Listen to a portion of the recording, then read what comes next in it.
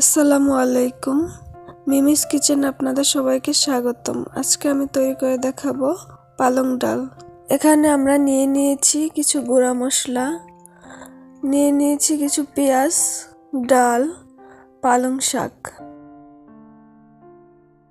এখন একটি প্যানে তেল দিয়ে একটু তেলটা গরম করে তারপর দিয়ে দিব পেঁয়াজ আর রসুন কুচি। পেঁয়াজ আর রসুনগুলো একটু ভাজা হলে দিয়ে দিব গুঁড়ো মশলাগুলো।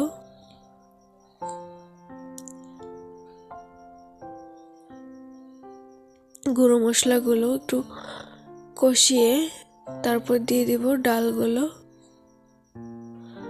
ডালটা মশলার সাথে ভালোভাবে ভেজে দিয়ে দিব কিছুটা পানি। তারপর একটু নেড়ে চেড়ে আমরা ঢাকা দিয়ে দিব।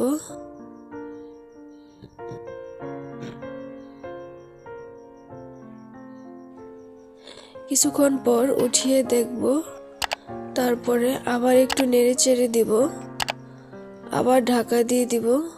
তারপর কিছুক্ষণ পর কিছুটা সিদ্ধ হয়ে গেলে এখন আমরা পালং শাকগুলো দিয়ে দিব।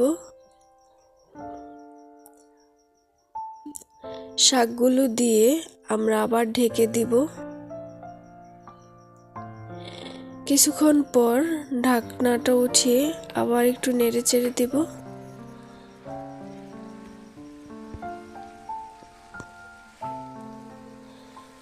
নেড়ে চেড়ে আবার একটু পানি দিয়ে দিব। কেউ যদি একটু ঝোল ঝোল রাখতে চান তাহলে একটু বেশি করে পানি দিতে হবে।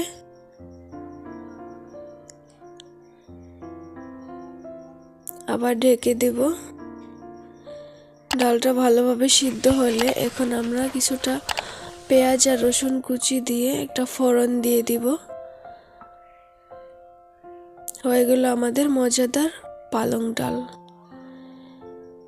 এখন আমরা একটি সার্ভিং বলে সার্ভ করে নিব। গরম ভাতের সাথে খেতে কিন্তু অসাধারণ লাগে। ভালো লাগলে আমার ভিডিওটি লাইক দিবেন, সাবস্ক্রাইব করবেন, কমেন্ট করবেন। Thank you.